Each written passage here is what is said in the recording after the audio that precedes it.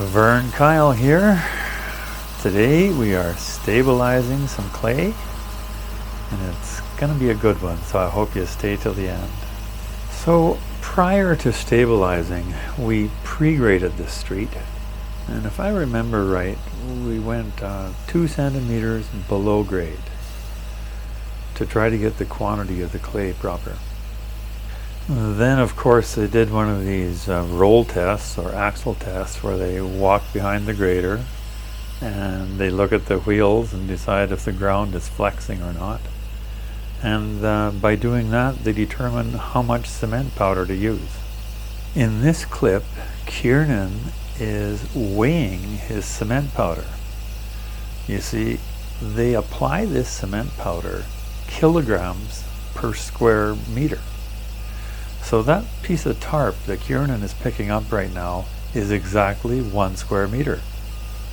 So if you drive the spreader truck over it as you're spreading, take that scale, hook it onto that, and take a look how much that tarp weighs.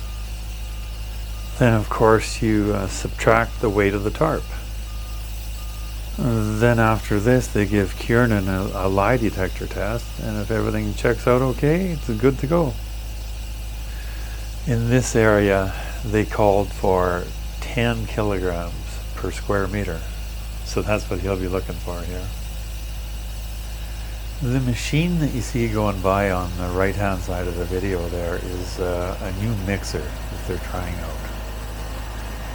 So, of course, it's kind of the hot topic on the stabilizing crew lately. Later on in the video, I will have a close-up of this machine in action. You can tell me what you think of it. Their Caterpillar brand mixers are getting quite a few hours on them, so they're looking to upgrade. I'm going to speed the video up here to 4 times speed as he lays out this cement powder.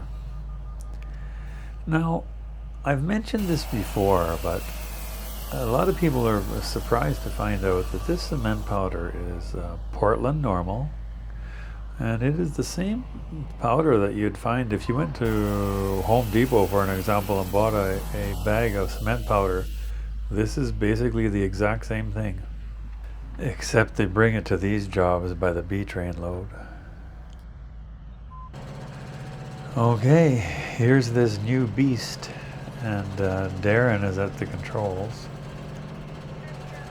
Wirtgen is the brand name, and apparently they're a German design, and I think distributed pretty much all over the world. I actually ripped this ground with my grader before Darren started mixing it.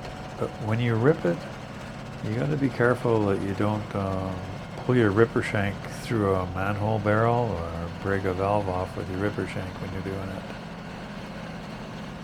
Now, we usually just dry mix it once.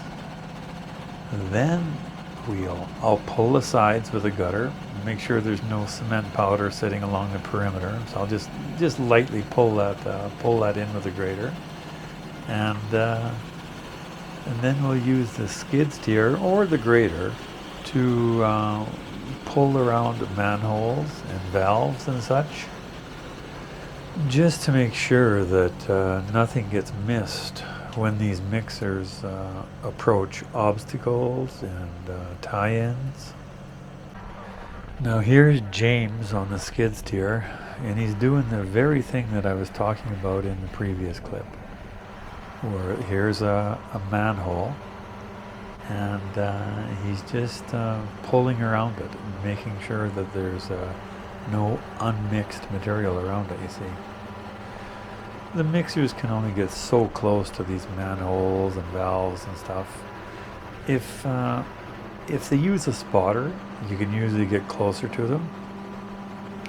And you see, the stabilizing crew is using those little green ribbons there to mark where the manhole is, and that's handy. I like it when they do that.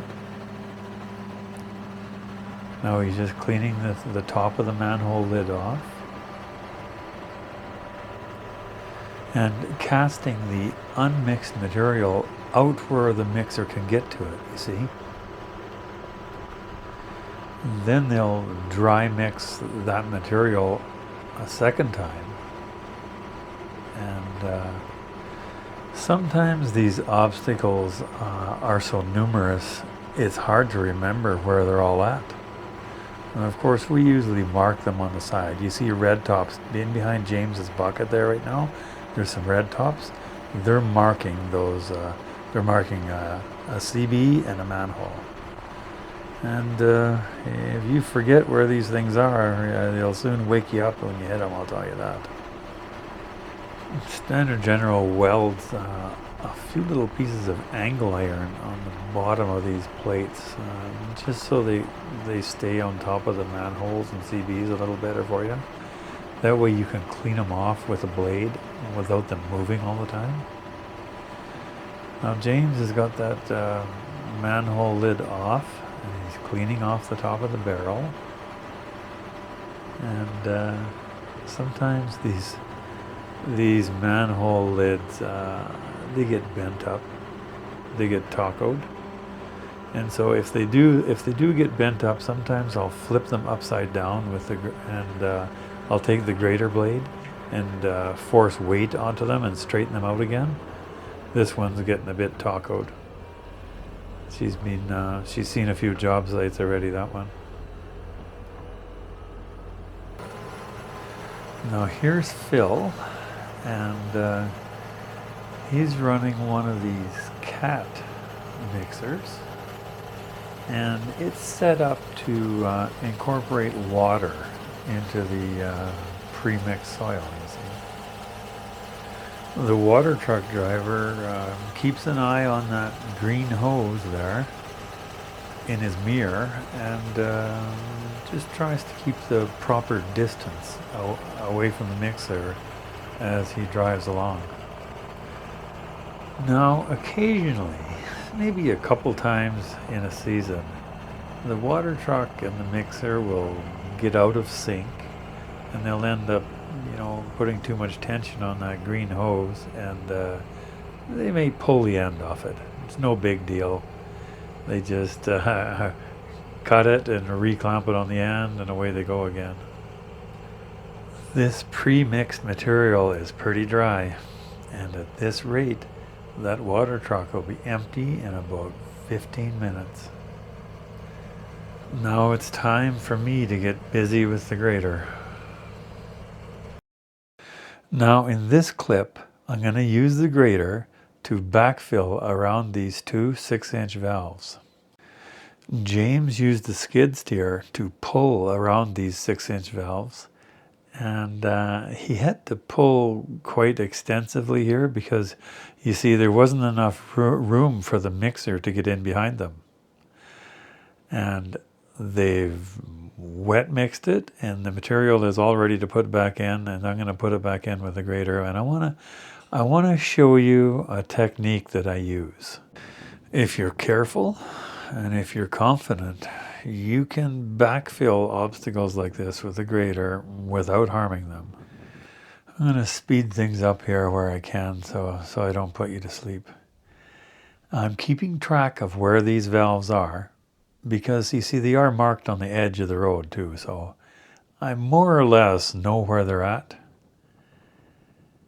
And as I push dirt over top of them, I try to make sure that my blade is above the valve.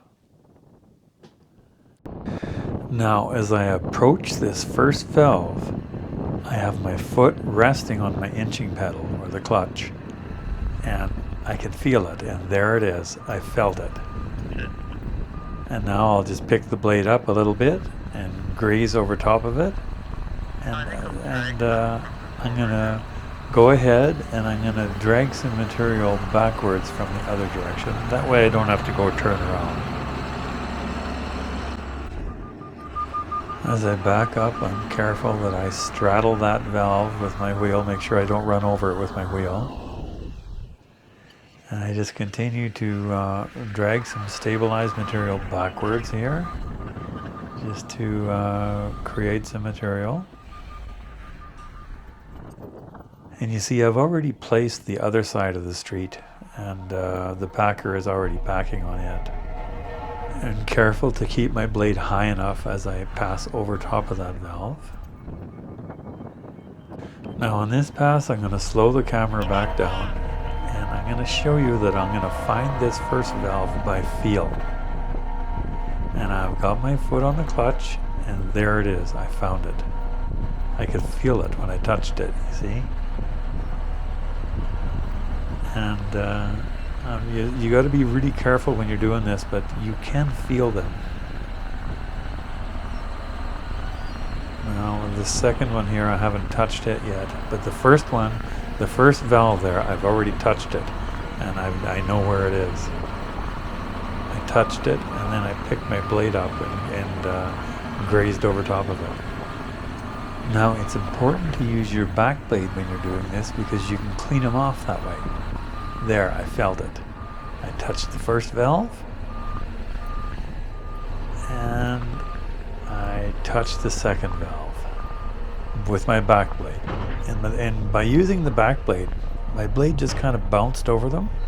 Now I can see where these two valves are, because I did touch them on the last pass, so I'm aware of exactly where they are, and I'm careful to keep my blade just slightly above them as I make that pass.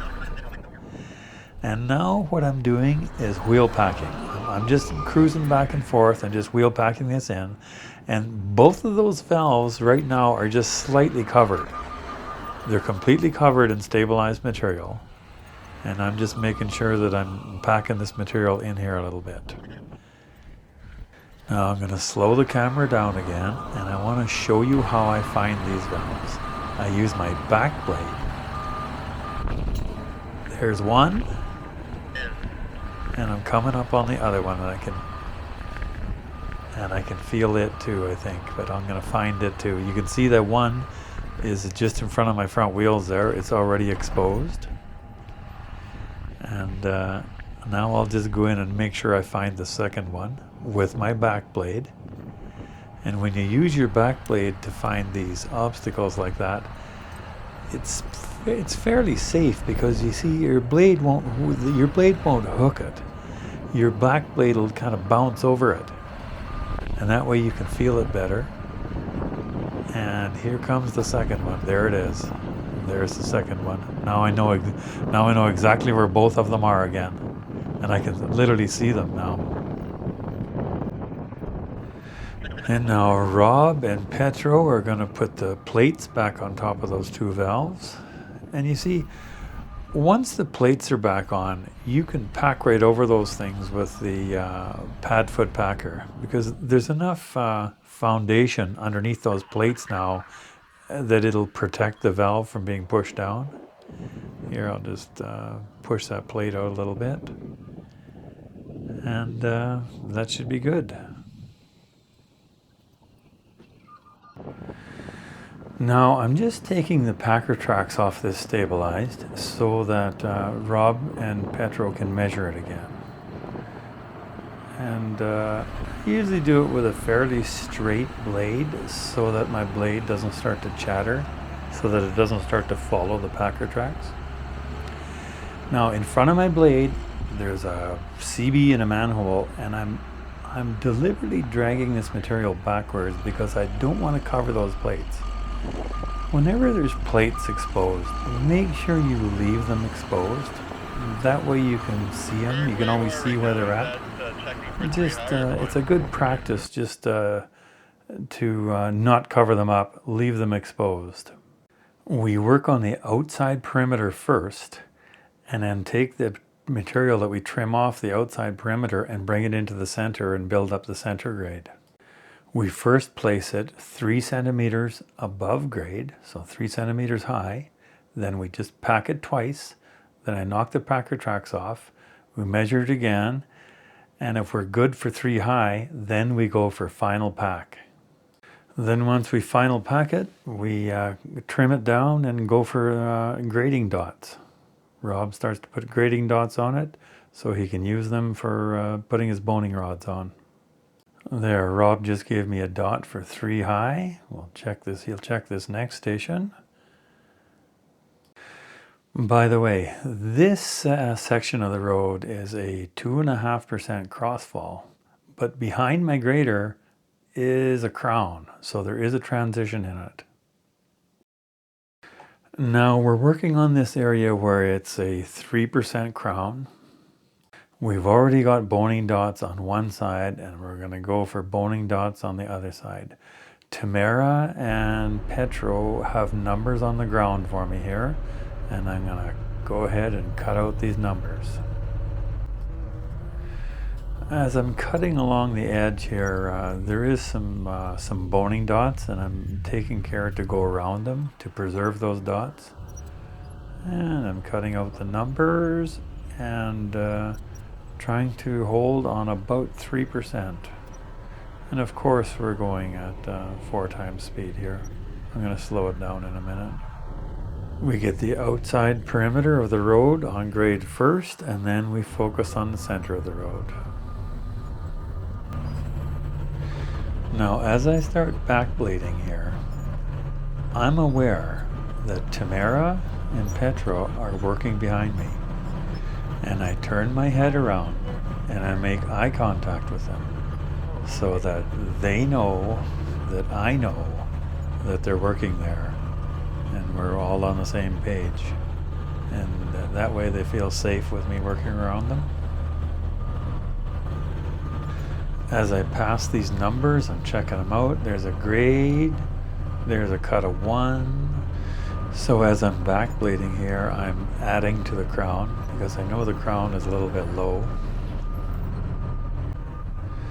I'll just shape up this crown a little bit more, and then because this stabilized material is starting to look a little bit dry, we may call a water truck in to give it a shot of water. Then we'll pack it, and then we'll bone it. We'll measure up the crown and see how it goes. And there is one cut of 2 here that I'm going to take out. And as I cut this 2 out, I just make sure that I preserve the grade dots that are on each side of it.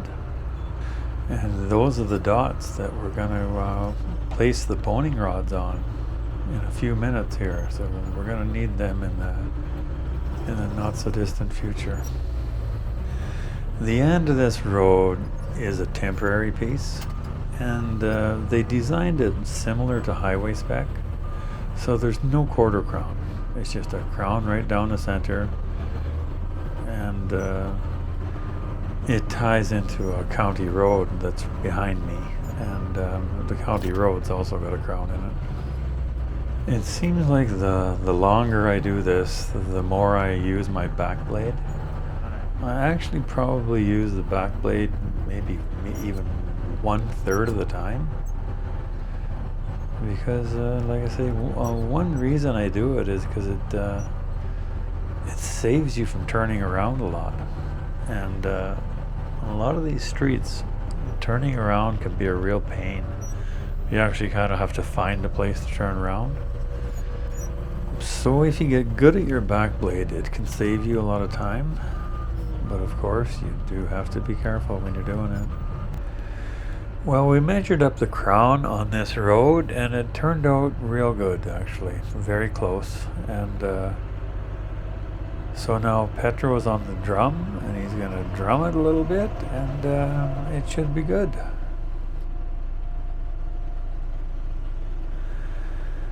Oh, look. It's the most important time of the day. It's coffee time.